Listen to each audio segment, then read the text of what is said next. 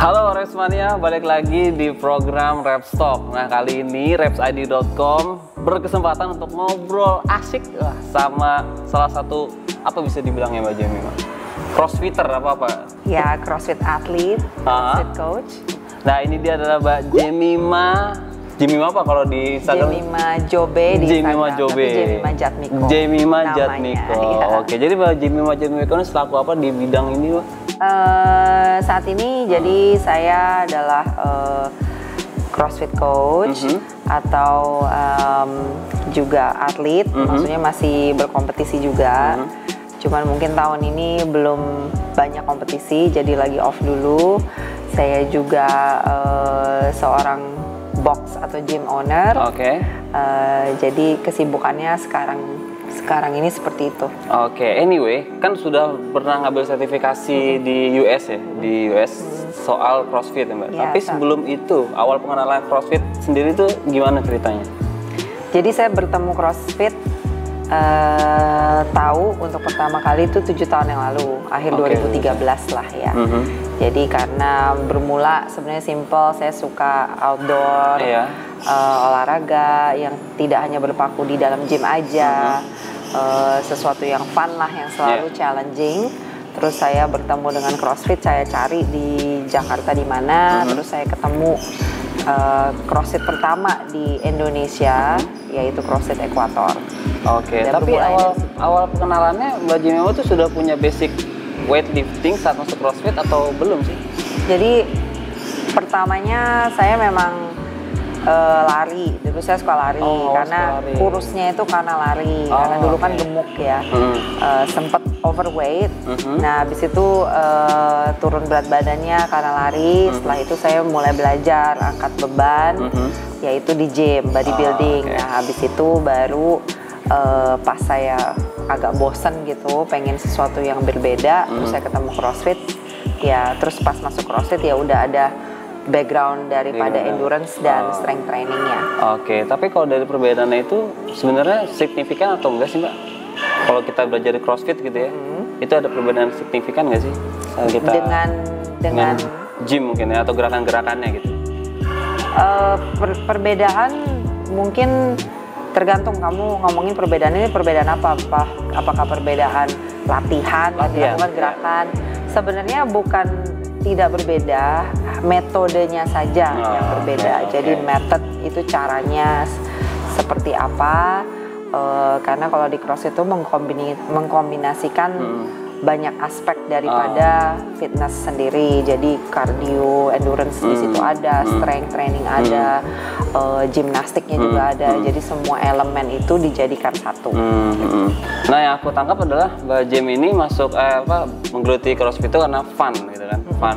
Tapi awalnya ada nggak sih kepikiran aku pengen ikut kompetisi di ajang ini gitu, di ajang CrossFit gitu? Atau jadi profesional atlet, pernah kepikiran gitu nggak waktu awal-awal? Sebenarnya nggak kepikiran untuk berkompetisi sama sekali. Tapi I think sebelum aku masuk ke CrossFit, pas aku banyak di lari aja, sebenarnya aku sudah sering sekali, hampir banyak kali ikut race ya, jadi lomba lari. Jadi sudah dari situ itu terbawa ke CrossFit. Jadi memang aku orangnya tipenya kompetitif gitu ya. Berbeda, ada orang yang memang melakukan olahraga itu hanya karena dia senang, fun. Tapi ternyata saya menemukan di diri saya bahwa saya memiliki kompetitiveness jiwa itu. kompetitif ya. Jadi dari lari itu terbawalah ke CrossFit. Karena kalau lari pun kita kan kepengen kayak personal best time kita apa. Jadi nanti the next time harus lebih baik dari sebelumnya, harus lebih cepat sebelumnya. Sama di CrossFit itu juga seperti itu. Jadi waktu saya masuk CrossFit, meskipun belum banyak yang melakukannya, jadi setiap kali ada kompetisi yang disebut pada saat itu CrossFit atau functional fitness atau apa itu saya ikutin. Ikut pokoknya gitu ya. Ingat ya pertama kali event CrossFit apa yang diikutin? Pertama kali itu sebenarnya kan saya baru kenal ikut kelas introduction ya CrossFit itu akhir 2013. Nah pada saat masuk ke tahun 2014, awal tahun Februari, berarti katakan itu baru 2 bulan ya, itu ada kompetisi CrossFit Games Open, itu sedunia, yang memang setiap tahun diadakan oleh CrossFit Games Headquarters di Amerika. Nah, saya kan baru belajar, tapi waktu itu head coach saya yang di CrossFit Headquarters bilang, udah kamu ikut aja, karena semua orang bisa ikut, siapapun bisa ikut. Jadi dia yang ngajak saya, nge-push saya untuk ikut, padahal saya belum bisa apa-apa, nggak bisa ngapa-ngapain, pull up aja nggak bisa gitu. Jadi banyak hal yang saya masih lagi belajar, tapi dia bilang udah nggak apa-apa, kamu ikut aja, lakukan sebisanya. Gitu. Jadi emang jiwa kompetitifnya itu ya? Iya. Nggak ada yang ngalahin teman-teman. Tantang gitu, tantangan. Nah, selagi mengikuti, udah bergelut di CrossFit gitu kan, pernah ngerasain cedera nggak sih? Mengalami cedera, yes. Pernah. Itu di bagian mana kalau jadi cederanya itu terjadi 2000, sebenarnya kan yang pertama adalah shoulder kanan saya. Nah, itu sudah saya tahan-tahan, jadi nggak saya langsung tanganin atau pergi ke dokter atau di MRI, itu 1 tahun lebih lah. Jadi ya udah, jadi itu apa ya istilahnya, jadi menumpuk gitu loh, overuse-nya diterusin. Akhirnya pada satu titik saya udah nggak tahan lagi, sakit sekali. Nah, itu terjadinya satu titiknya itu saya lagi kompetisi. Jadi saat kompetisi itu lagi dalam kondisi sebenarnya udah cedera, tapi saya paksa karena kompetisi itu ya. Nah, pada saat kompetisi yang melakukan push up aja nggak kuat, karena ini udah sakit. Akhirnya saya harus di MRI, terus untungnya terima kasih Tuhan nggak usah di surgery, tapi saya 3 bulan off ngangkat ke atas gitu. Jadi yang di sini udah sembuh, tapi di rehab, jadi harus tetap melakukan gerakan rehabilitasi, nggak boleh diem total. Abis itu udah mulai penyembuhan, benar-benar sembuh total, gantian tangan kiri. Mungkin karena pada saat itu saya berpikir dia berkompensasi ya, ininya, itu jadi semuanya kiri. Kalau kiri tapi kenanya bicep. Nah, ini kenanya 2019 awal. Masih baru ya, sebelah kiri. Nah, kalau pada saat itu saya udah ngerasa, langsung saya MRI, diperiksa, di-treat, saya berhenti ngangkat, jadi udah tahu nih karena sudah pernah. Karena ada pengalaman sebelumnya ya. Tapi pas cedera yang pertama kok nggak kapok sih mau ikut lagi gitu? Sebagai cewek gitu biasanya kalau udah ngerasain sakit gitu. Kan olahraga apapun ada resikonya. Iya, jadi jangan dipikir CrossFit itu pasti bikin cedera. Tidak, setiap jenis olahraga ada injury risk-nya. Jadi kitanya yang sebagai pelakunya yang harus train smart. Jadi harus bijak melakukan apapun itu gitu. Mau sepedaan juga bisa cedera, mau lari juga bisa cedera. Jadi kalau saya sih kapok tidak, tapi berhati-hati dan lebih bijak, itulah yang menjadi pelajarannya. Jadi yang semua aspek olahraga pasti kalau kita tidak hati-hati akan cedera dia gitu ya Mbak. Nah, di tahun 2017 kayaknya Mbak Jemimah sudah ada menorehkan namanya di Reebok CrossFit. Iya, CrossFit Games Open. CrossFit Games Open. Dan dinobatkan sebagai the fittest woman ya kalau di Indonesia. Di Indonesia ya. Itu kenapa dinobatin sebagai the fittest woman? Gimana sih Mbak alasannya itu? Jadi mereka kan punya sistem ranking. Jadi kalau kita ikut nanti di rank semua. Jadi di per negara itu ada rankingnya gitu. Karena saya klaimnya kan dari Indonesia. Jadi di rankingnya dari situ. Nah, apa yang menyebabkan Mbak Jemimah sendiri bisa konsisten dari tahun 2013 sampai sekarang kita ketemu lagi di acara Repstock ini? Dan tetap di bidang yang sama, CrossFit juga gitu. I think yang saya pelajari adalah kalau kita ingin menjadi sangat to be really good, jadi untuk menjadi sukses, untuk menjadi dalam bahasa Indonesia mungkin jago kali ya, or basically menjadi sangat baik di bidang tertentu, ya kita mesti stick doing the same thing. Diam aja di situ ya, melakukan itu terus. Karena iya banyak orang kan seperti kamu sendiri, kita semua tahu lah, sebentar dia ngelakuin cycling, sebentar dia ngelakuin running, sebentar dia crossfit, sebentar nggak tahu tiba-tiba kemana lagi. Jadi which is nggak apa-apa, mungkin mereka pengennya orangnya cepet bosen atau pengen melakukan banyak hal tidak pernah sama. Tapi kalau buat saya, kalau mau jadi sukses di suatu hal, apapun itu, ini ngomongin olahraga ya kita. Tapi pun di bidang lain, dalam bidang bisnis atau apapun, ya kamu mesti stick di situ. Mau sulit, mau apa, mau cedera, mau kalah, misalnya kalau kompetisi ya you keep doing the same thing and work on it.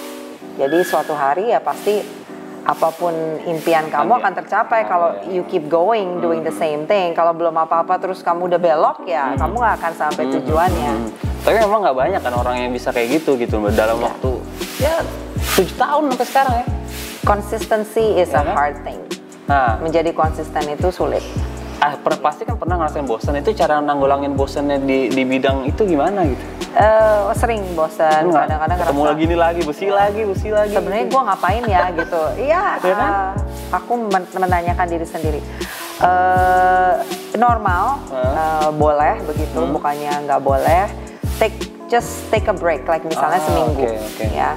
Seminggu misalnya, terus saya ngelakuin yang lain, tetap aktif, misalnya ya udah aku hiking deh gitu, atau aku boxing gitu, nggak sama sekali nggak ngelakuin ini nih, angkat beban segala macam yang biasa aku lakuin, aku tinggalin dulu sebentar, seminggu, gitu caranya, ya. Jangan lama-lama, seminggu 10 hari, abis itu udah, and then I feel refresh, ya udah balik lagi. Gitu. Kalau kelamaan ntar malah lupa sama crossfit sendiri ya. Enggak sih, cuma jadi mungkin malas. Jadi malas ya kan, untuk mulainya lagi malas lagi kan. Nah lucunya adalah Rep tadi pernah wawancarain Mbak Jem juga masalah cita-citanya gitu. Cita-citanya dulu nih ya teman-teman ya. Dulu di tahun 2014 cita-citanya pengen punya box sendiri atau biasanya kita ngomongnya gym gitu ya. Nah sekarang udah tercapai nih Mbak Jem nih, punya box sendiri tahun ini kan? Malah selama pandemi. Apa namanya nih boxnya? James Rock Box. James Rock Box di mana? Di Jakarta Barat, di Meruya ya. Di Meruya. Nah sekarang kalau ditanyain, kan cita-citanya udah terkabul gitu. Cita-citanya ke depan apalagi nih yang akan diraih gitu?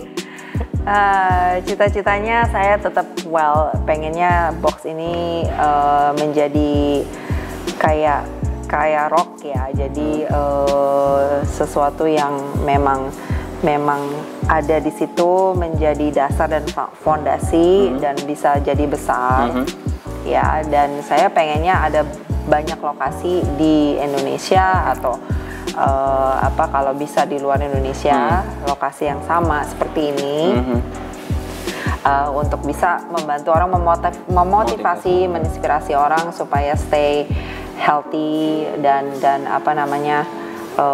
exercise supaya hidupnya itu bisa berumur panjang ya, umur di tangan Tuhan, tapi kita yang bertanggung jawab untuk mengurus badan kita.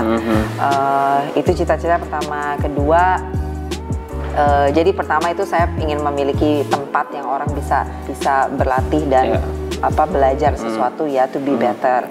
Kedua, saya pengen punya talk show atau TV show karena semuanya zaman sekarang kan digital. Yes, betul banget. Kadang kita nggak bisa datang ke tempat itu, tapi bisa dilakukan di rumah. Nah, juga perlu sekali untuk mengedukasi, menginspirasi orang. Kalau saya punya TV show atau talk show, memang di bidang health and fitness ya. Dua. Yang ketiga, bila Tuhan kasih, terima kasih Tuhan, karena saya suka banget sama wine. Saya pengen punya winery. Nggak tahu nanti di mana. Nanti kan bayangin aja punya winery, terus ada boxnya bisa latihan. Jadi terus makan sehat. Jadi latihan dulu. Ya baru abis itu minum wine. Bener banget. Tapi gue rasa nih Mbak Jem, antara yang untuk menginspirasi banyak orang, gue rasa Mbak Jem udah ngelakuin deh. Baik itu di Instagram ataupun orang-orang lingkungan sekitar pasti udah terinspirasi oleh Mbak Jem deh. Paling yang terakhir nih. Punya winery nih. Iya. Ya nggak sih? Iya. Nah mungkin itu aja tadi Mbak Jem seputar ngobrol kita di siang hari ini yang rindang nih, luar biasa tempatnya. James Rock Box. Oke, buat teman-teman semuanya, repsid.com yang pengen kepoin Instagramnya Mbak Jemima, bisa di mana Mbak Jem? Di Jemima Jobe, itu Instagram pribadi saya, tapi Instagram tempat ini adalah James Rock Box. Nah, kalau buat latihan langsung aja datang ke sini ke James Rock Box, alamatnya di Jakarta Barat, tepatnya di Meruya ya, Pak? Di Kafling DKI, Jalan Cendana nomor 1 di Meruya, Jakarta Barat. Ya, kalau pengen lebih lengkapnya kepoin aja langsung Instagramnya Mbak Jemimah, di situ langsung ada keterangannya teman-teman. Oke, terima kasih banyak Mbak Jemimah atas waktunya. Ya, sama-sama. Sampai jumpa di Rap Stock selanjutnya.